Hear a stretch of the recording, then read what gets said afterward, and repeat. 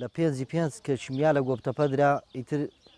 ئەوە بوو هێرشی ئەنفالی 4 دەستی پێکرد بۆ ناوچەکەەوە. ئێستا بە حسیانەکە مافر مێسکەم دێتە خواری لە بەرەی باوکم لە 35 نەفەر تەنها من ماوە. بەڕاستی زۆر پێڕووخاوین،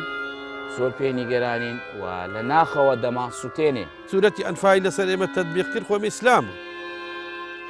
بەڵام عەرەب خاصە سەدام حوسێن و بەعس کوردی بە ئیسلام نازانی بۆ ئەوەی لەسەرمان تەطبیق کرد. گەنجەکان هیچ کەسێک تا ئێستاشی لەگەڵ ببرن ئەوانەی کە گەنج بوو نازان مەسیریان بە چۆ گەیشتووە و چیان لە هاتووە بەرە شۆڕشت.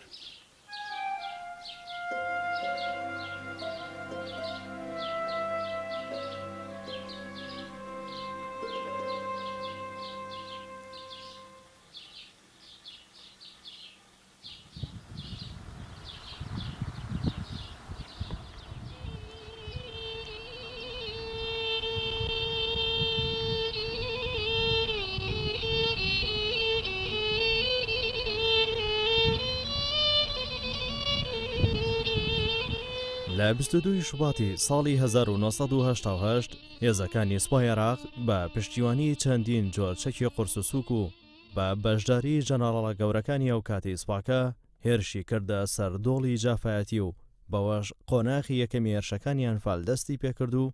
ئەو قۆناغە ناونرا بە قۆناغی یەک و تا 19,000 بەردەوام بوو.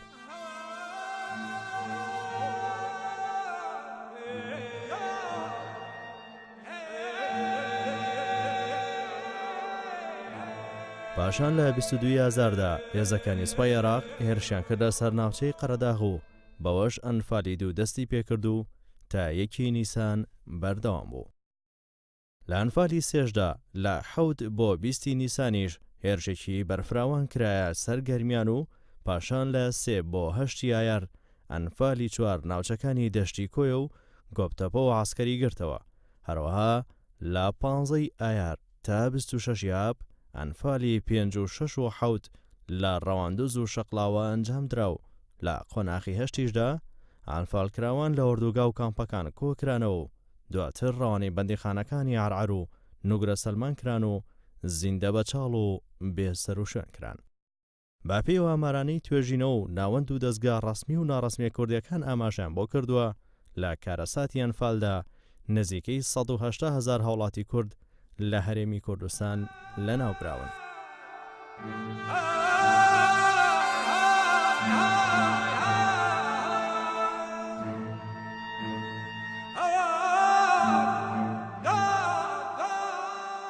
ئەنفالی 4 لە مانجی 5 دەستی پێکرد کە حکوومەتی بەعس هێرشی کرد بۆ ئەم دەڤەرە سەرەتا لە گوندی قەرەناو و قودرەتە و قەمیشەوە تا دەگەینە قەسرۆک ئەکە ئەو دێ ئێستا ئێمە لێ. پاشان لە گوندی قەسرۆکەوە هێرشەکەی فراوانتر کرد بۆ گتخەبەر و چوخلیزە و گەڵناغازوە تا دەپەڕێتەوە لای پشتی گۆفتەپە ئەم دەڤەرە. بەڕێکەوتین بەرە و تاقتاق گەویشتە لای قودرەتە لەوێ جێش و جاشێکی زۆری لێبوو لەوێ پێشیان پێگرتین ئیتر لەوێ خەڵکەکە ژیرا و براینە دەوازنەکانی تەختاق کە ئەو کاتە عسکەریتیا بوو لەوێ خەڵکەکەیان کردە ناو حەوشەوە سزنیا کرد و زەلامیان سزن کرد و کراینە سێ ئیڤەوە بەرە و تۆڕزاوە. پرۆسەکە برین لە دوو لاوە دەستی پێ کردووە لە برین لە سنووری ناحەی تەختەقەوە کە لەوێ هێز هاتووە لە سنووری ناحەی ئاغزەلەریشەوە لە هەردوو لاوە هێز هاتووە هێزێکی بەربڕا هاتووە ینی بە تۆپ و تیارە و بە هەموو شێوەیەک کە هاتوو خەڵکەکەش ئیتر لە تاوانە هەمووی خۆی تەسمیل کرد و وتیان با بە قاسماغا عەفوێکی دەرکردووە بۆ ئەم خزمی شێخزێنی کەوا هیچیان بۆ نابێ و نەجاتیانە دەین و ئێمەش کەوتینە ئەو هەڵەتە لە مانجی تەقریب مانجی 5 بوو. قاسماغا هات بە دۆشکەیەکەوە هەندێک تەقەی کرد لەو پشت قەسرۆک و بینی دارەختیار و قەسرۆک و ئەو هەڵەتە ئیتر خەڵکە هەمووی بە چەکەوە ڕۆی تەسمیل بوو کە ڕۆی تەسمیل بوو قاسماغا گوتی وەڵام من عەفوم بۆتان وەرگتووە ئەگەر حکومەت قسەکەی خۆی نەخواتەوە عەفوم بۆتان دەرکردو ئەتان بینە مجەمەع و ئیتر لەم شتانە هەندێک قسەی بۆ ئەو خەڵکە کرد و هەندێکش لەو خەڵکە لە بەستی قەسرۆک لە پشت خەسرۆکەوە ئەلەوێ خەڵکی دارەختیار بوون هەندێک زەلام بە چەکەوە گەڕانەوە کوتی ڕۆژنەوە چای خاڵخاڵە دوو ڕۆژ لەم چیایی خاڵخاڵان سێ ڕۆژمانەوە لێ وڵا وەختێ وتیان وڵا زەلامەکانتان هاتن تر زۆرمان پێخۆش بوو گوتمان شکر ئەوانش نەجاتیان بوو وڵا هەر چاوەڕێمان بۆ بەیانی ئیڤیان هێنا باریان کرد و یەکسەر بۆ بەرەو جنوب ئیتر ئەو ڕۆشنی ڕۆشتن نەمان بیننەوە جارێت لەو ماوەیەدا فراوانترین ناوچەی کوردستان بەرشاڵەوی تێکدان و ڕاپێچان کەوت لە ئاڵمەتێکی وادا بەرتر لە 200,000 مرۆڤی کورد لە ناوبران و بووە هۆی وێرانکردنی نزیکەی 4,000 گوند و 4 قەزا و 30 ناحیە و 3,100 مزگەوت و 100 کڵێسا. لە بەرەی باوکم لە 35 نەفەر تەنها من ماوە هەمووی ئەنفال هەر بە خوشک هەر بە برا هەر بە برازا هەر بە مام هەتا ئامۆزاشم نەماوە کەسم نەماوە هەموم لە دەست داوە لە پێناوی ئەم کوردستانە 4 شوبرام و پیاوەکەم ئەوە 5 برا 3 خوشکشیان خوشکی پیاوەکەمە ئیتر 3 ئامۆزام هەرسێکی هەرسێ ئامۆزاکەم پابوتنە ئامۆژم معنی ئەو 3 کوڕیە بوو هەرسێکی ئەنفال کرا دوومیمکم هەبوو کچ و کوڕی تەواو بوو لای باوکم ئەمرێ خوای کردمیم کێکیانم هیچ کەسێکی نەماوە من خۆم کەس و کارم نەماوە ینی خۆشمان نەمابووین ینی ئێستا ئەم دێ هەمووی ئامۆزامە ماڵ مامەم لێرێ بە مامەی خۆم نێزیکەی 12 سەرخێزانن یەک کوڕێکیان دەرچووە لەگە کچێکە مەقسە 2 مامەم لە توتاقاڵ خەڵک توتاقاڵم 3 مامەم هەر پابوونەتەوە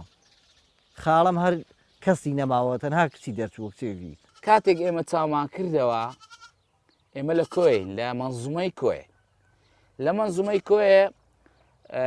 ئێمەیان دابەزان بۆ قاعاک بوو کە خۆیان پێیان دەگوت مەنزومە ئەو کات کە چوونە ژوورێ دەرگای ئیفاەکانیان کردەوە و هەموو ژن و منداڵەکانیان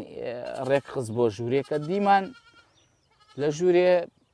3 ژووریکە پڕ لە پڕی زەلام گیرا بوون هی دەشتی کۆیە بوون. لە شاڵاوەکانی ئەنفالدا بنەماکانی ژیان لە کوردستان هەڵتەکێنران دوای ئەوەوە هیسترایە شێتانە بە جینۆسایدی کورد کۆتایی هات لە سەدانەوەتی گوندەکانی کوردستان و زیاتر لە 20 شار و شارۆچکە لەسەر نەخشە سڕانەوە ناوچە گوندنشینەکان بە 15 ملیۆن مین مێنڕەشکران نزیکەی 1,500,000 کوردی گوندەکان بۆردوگا زۆرەملیەکان گوازرانەوە نزیکەی لە سەدادەی کوردی باشوور لە ناوبران بەمەش نزیکەی 7,729 کیلۆمەتر دووجا لە ڕووبەری هەرێمی کوردستانی عێراق تووشی شاڵاوەکانی ئەنفال بووە.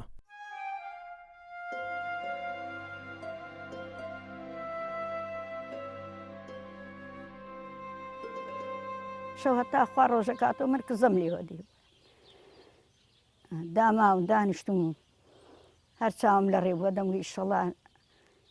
پەیادە من ئەم شەو دێنەوە ئیشەڵا سبەینێ دێنەوە هەر چاوەڕێمە کردو جلم بۆ دانانە و پێڵام بۆ دانانە هەر چاوەڕێم و ئێستاش هەر ڕۆشتن و ڕۆشتن لە مانگی ڕەمەزان بوو کە خەڵک هەرستا بۆ ڕۆژیگرتن مەرایەکان سەرایە نەکرد گوێ من لە دەنگی مەرا بوو هەستاین و من خۆم بەخەبەر هاتم دەرگایەکی بچکۆڵە هەبوو لە پشتی مەنزومەوە گچکە بوو قوفلەکەی قەپات نەکرا بوو سوتفا لە بیریان چوو بوو ئیدی نازام چۆن سۆنی بوو پورەکەم چون بە پور من گوتم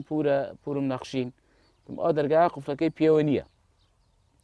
زۆر بە گورجی محەممەدی دا هەستان لە خەو دەستی محەممەدی خسە ناو دەستم گوتی بەجێی مێلە ئەو لە من گچکەتر بوو دەستی بگرە و هەرێن لەم دەرگای گچکەوە ئێمە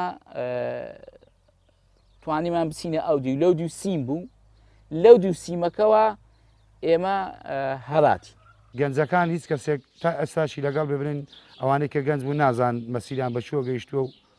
چیان لە هاتووە بەرە چۆ ڕۆشت پارەکە یادی ئەنفال کرایەوە لە جەلەمۆرد دەدەقڕێ گتخبەینی گتخەبەر و جەلەمۆرد و قەسرۆک و گەڵاغاز و گۆپتەپە و ئەم هەموو دێوێران کرا و چیمیا بارانە بەخوا بەخواتێکا وەزیر هات بەحسی ئەم گت خەبەرەی نەکرد ئێمە ئەو هادانیشت بن ئەمن بۆچی چ بووم ها هات هەندێک شعری خوێندەوە لێی داڕۆی ئەی من وەزیرم بۆ چییە من ئەگە وەزیر داواکاریەکانم جێبەجێ نەکاو من ئەگە وەزیر ئیشەکانم بۆ جێ نەکاو ئەی وەزیرم بۆ چیە من هەتا دنیا ماوە بیجێڕینەوە کۆتایی نایە. ئێستا ڕەنگە من هەندێکیم هەر نێتەوە یاد لەبەرەوەی هەندە تاڵ و سوێر بوو لە چلەکانەوە کوردووە عەرەب دەیکوژێ. ئێستاش پاژماوەی بەسە خۆ ئەوەتە بۆ بە دەعاش و کوڕمان سرە بڕێ و کوڕمانە کوژێ و تعدای ناموسمانەکە و هجومی سەر کوردستانەکە. سێ کەس ئازەبمان لەگەڵا بوو ئەوان وڵای ئێمە دەگەڕێنەوە لەگە براکانمانە براکانمان بەجێ نالین ئێمەش تفان بکەین بە شانمانەوە لەگە براکانمانە. وڵای تر ئەوان گەڕانەوە سەیری ئێمەیان کرد و ئاوڕیان داوە فرمێسکان بە چاویانە هاتە خوارەوە گەوە بووە بجارێکە یەکتر نەدینینەوە. وڵی بە هەموو دەمێ ئەگەر بە خەوم نەبین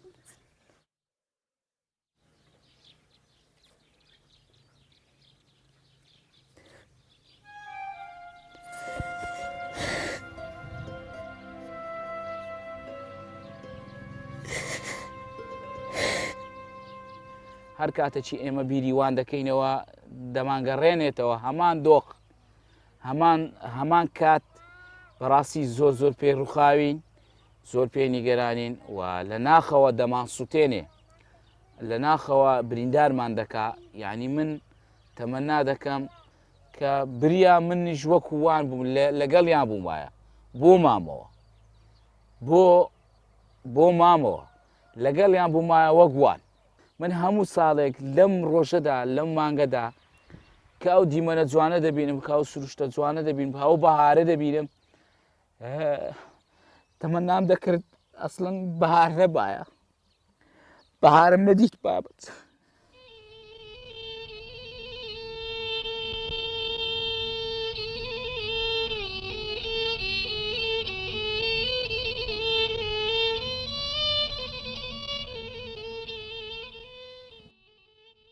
حساب کە من ئەوەندە